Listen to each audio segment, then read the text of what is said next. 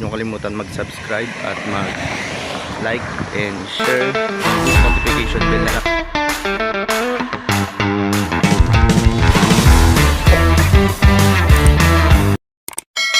Guys, ngayon ay magluluto tayo na sinabawan na kangkong at may halong mga iba't ibang gulay.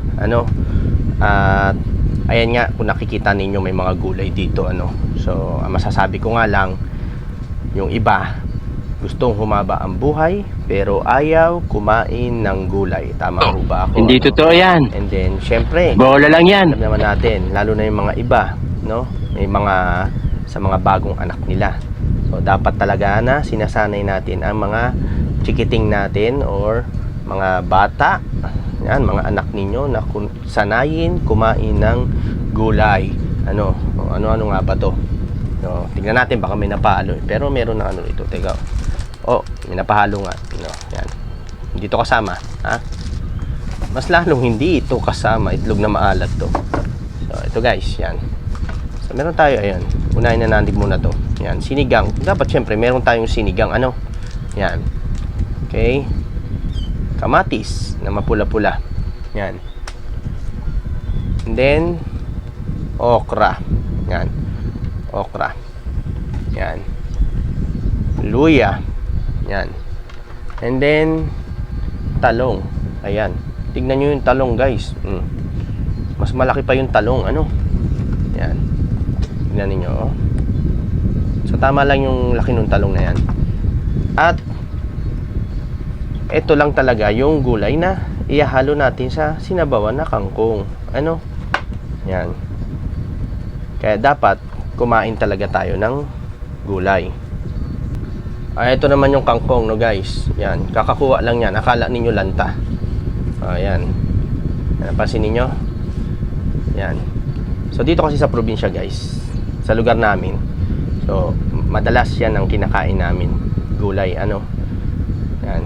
Siyempre, bakit nga ba gulay? Alam naman natin na masustansya ang gulay. So, kailangan natin kainin yan.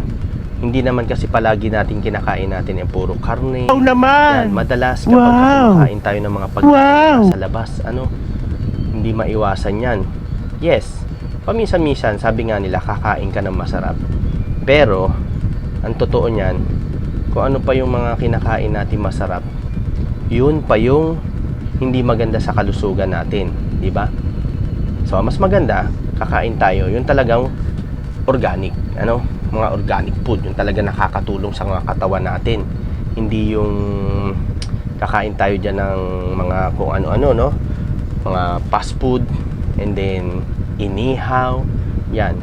Yung mga nabanggit ko na yan, guys, hindi naman ako nagsisinungaling.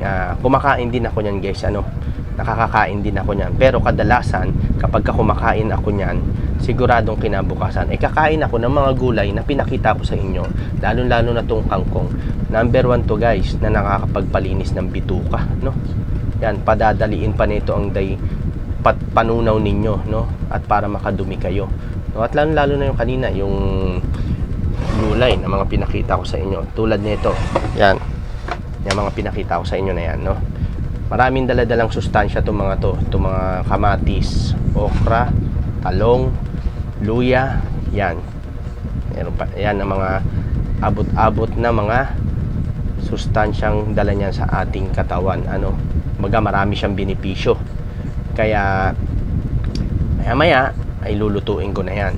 So, maghintay lang kayo, guys. At mamaya-maya, ipapakita ko sa inyo.